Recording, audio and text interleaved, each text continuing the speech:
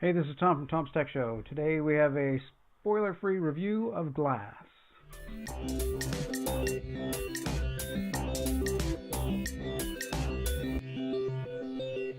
Hey, this is Tom's Tech Show.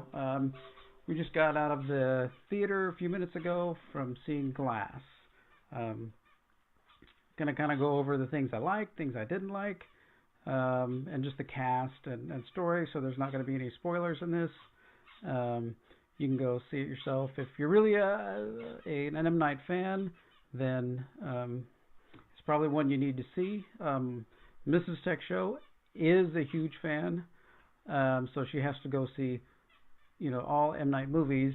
And I kind of got turned off after the few first M Night movies that I saw with the, you know, crazy whatever twist endings that he does. I don't. It's like, why have a whole, hour and 45 minutes movie and then in the last 3 minutes go, oh, by the way, this happens, and it changes the whole film. It's like, don't play with me. I'm not in for that kind of thing. If you want to do that kind of thing, then go write half-hour Twilight episodes. Twilight Zone episodes. Go do that. That's what Twilight Zone is for some reality to be flipped in the end, kind of thing. So that kind of turned me off to M. Night movies really quick, and I just stopped seeing them. My wife went with somebody else, but she didn't have anybody go with her today, so we decided to take our 2019 popcorn bucket and get it refilled and go see the movie. Let's kind of go over the cast a little bit here. Sarah Paulson plays this Dr. Staple, who's got everybody, and I think we've seen in the trailers she's got them. She's talking to them and trying to figure out what's going on with them. She does a really good job. I mean, she stays very low key, very unexcitable through the whole thing, which is I thought was kind of odd, but that still played a part in the film. Next we have Bruce Willis, who I thought maybe he, might not have wanted to do it or might not wanted to come back. And in most of the trailers, there's not much of him in the trailers. And I'm like, well, is he just not in the film much? I'm kept hearing like, well, he's only in it for like 2 minutes, and then no, he's in quite a bit of the movie, and does really, brings his performance. Then, of course, Samuel L. Jackson, who just, I think, has fun playing crazy people. Just everything about him, he brings all of the different movie parts that I think that he's done and just builds them all into Glass and just, brings him out, in his performance. I thought it was really good. I thought he did a really good job. Okay, this is Anya Taylor Joy, and she does really well. She brings out, does some key things in the film and makes connections and stuff in the film that are really good and really continued from her role in Split. And then, of course, we have Spencer Treat Clark, who reprises his role yet again from back at Unbreakable. As a little kid. Now he's back as an adult and playing David Dunn's son again. So it was really good.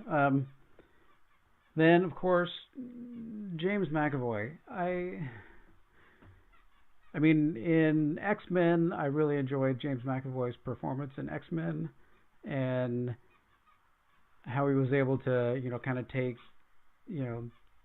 Xavier and make that himself and still include kind of things growing into who would become later the Patrick Stewart version of Charles Xavier. But in Split and now Glass, this guy just can't, I mean, you can't even begin to explain how he switches from one character to another character and continues on and just makes you completely believe that what he's doing is part of his psychological makeup. It's like I'm surprised the guy himself doesn't go crazy with some of this stuff about how he gets to, you know, move between character to character and how challenging that is. And I don't know how many takes they had to do, but there are places where they don't cut the camera and he switches between 3 and 4 characters. I mean, if you do it like the easy way, you would have him be one character, switch to filming somebody else in the scene, then have him do something and switch to another character when you cut back. But that you can easily kind of edit together and give people a chance to, actor a chance to compose themselves between, you know, the cuts. But here they're just filming and he's moving from character to character, and it is just incredible. If you're not an M. Night fan, should you go see the film? And do you need to see the other films? I've seen Unbreakable, and my wife has explained to me everything that I needed to know from Split. So you don't really need to see those films in order to see this one. You get enough background story, you get enough fill-in during the progress of the plot that you understand kind of what's going on. So you could just see this one standalone and be fine as it is. Knowing and seeing the other films would give you a little extra background, but if you just want to go see this one standalone, you'd probably be fine with that. If you are an M. Night fan, as Mrs. Tech Show is, she told me to say that it was rounded out. It finishes off the stories and the trilogy really nicely. She just thinks the Beast part was just incredible, what they did and how they used him and just kind of broke down the Beast and just that character and the whole James McAvoy thing. She was also very, very impressed with how he performed it and how he did that. She did say there was some parts that she knew were probably going to happen or have to happen to finish the story.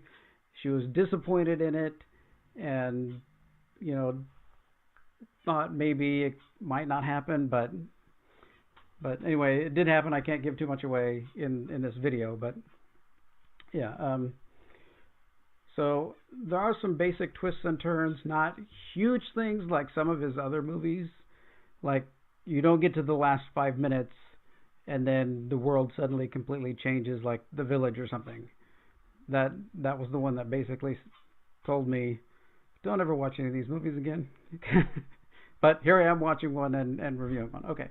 So there are some twists and turns. I'm not going to give any of them away, but they're good and they flow and they're natural and they make sense and they're not in the last 1 minute of the film, which is good.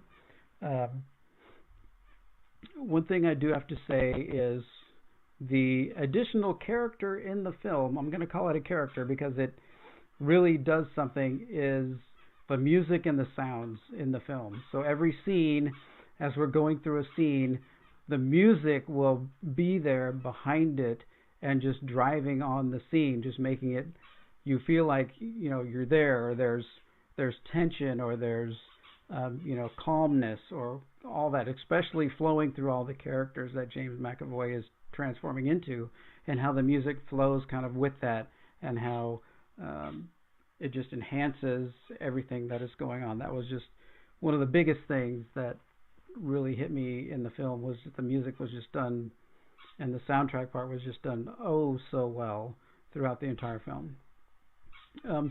The one kind of production bad part that I saw towards the end in the last scenes, somehow Samuel L. Jackson, Mr. Glass's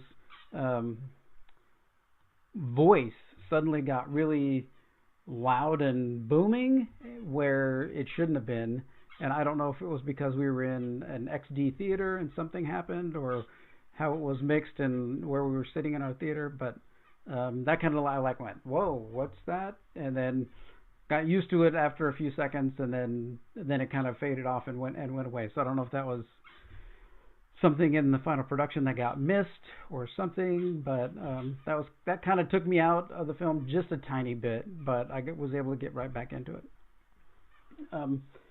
Okay, so I guess if I'm going to give it a score, for me, being not an M. Night fan and seeing the film, it's like 3.5 stars out of 5.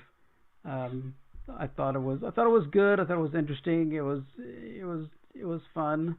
A lot of good drama and stuff. So 3.5 out of 5. I think I would go there. Mrs. Texture would probably give it 4 to 4.5 stars. So if you're an M. Night fan and you like his stuff, then I would definitely go see it. If you're not an M. Night fan and you haven't seen the other movies, you could go see it and still be entertained. You could still go see it and still understand the story and get through it all, and understand what's going on and all that. So that's my review of Glass. Like I said, 3.5 stars for non-fans. Say 4.5 stars for fans. So let me know what you think about it. Like and subscribe to my channel. I cover things like movie reviews that I'm doing here. I do technical stuff from my work, like handling AWS, VMware, Windows servers, networking, things like that. I also do some kind of photography stuff because I like, taking pictures. And we go to sit in studio audiences every once in a while, and I kind of make reviews about those too. So, or just kind of what's on my mind. But that's kind of what this channel's up to. Just generally everything that I'm interested in, and hopefully you're interested in it too, and will subscribe and like my videos. So thanks for watching, and God bless.